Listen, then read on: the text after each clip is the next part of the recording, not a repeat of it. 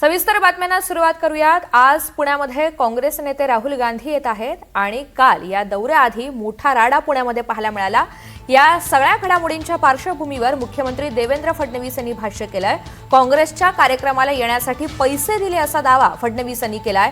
नवनाथ बन यांनी पुराव्यांसहित आरोप केलेले आहेत, याचा उल्लेख सुद्धा देवेंद्र फडणवीस यांनी केलाय आणि पुण्यात काँग्रेसनं ठरवून गोंधळ घातला असा थेट आरोप मुख्यमंत्री देवेंद्र फडणवीस यांनी केलेला आहे।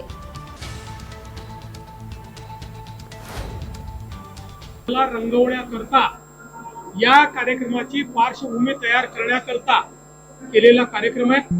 ज्या प्रकारे त्यांच्या नेत्यांनी कॉलेज कॅम्पसवर हल्लाबोल केला, मारामाऱ्या केल्या, अत्यंत दुर्दैवी आहे। आणि सगळ्यात महत्त्वाचं की ज्या प्रकारे काही लोकांना हाताशी धरून एका विद्यार्थिनीचा दुरुपयोग करण्याचा प्रयत्न हा त्या ठिकाणी झाला, तेही उघड झालेला आहे। त्यामुळे अशा पद्धतीनं कालचा संपूर्ण जो प्रकार आहे हा काँग्रेसचं इव्हेंट मॅनेजमेंट होतं। ज्या पद्धतीनं राहुल गांधी यांचा कार्यक्रम इव्हेंट मॅनेजमेंट आहे। आधी गाण्याचे कार्यक्रम होणार आहेत, मग राहुल गांधी त्या ठिकाणी येणार आहेत। 7-8 हजार त्या ठिकाणी खुर्च्या त्यांनी ठेवलेल्या आहेत आणि त्याच्यावर त्यांनी रजिस्ट्रेशन जरी त्या ठिकाणी सांगितलं तरी मी पुन्हा सांगतो, फक्त आणि फक्त 90% 95% मुली या काँग्रेस नेत्यांच्या कॉलेजेस मधल्याच त्या ठिकाणी त्यांना एंट्री मिळणार आहे।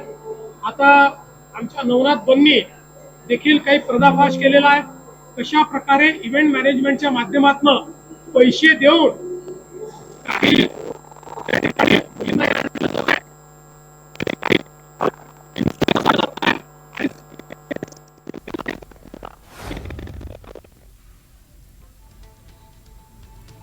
काँग्रेसच्या कार्यक्रमाला येण्यासाठी पैसे दिले असा दावा सुद्धा फडणवीस यांनी केलेला आहे। एकंदरीतच या राहुल गांधी यांच्या नियोजित कार्यक्रमावर त्यांनी टीका केली आहे।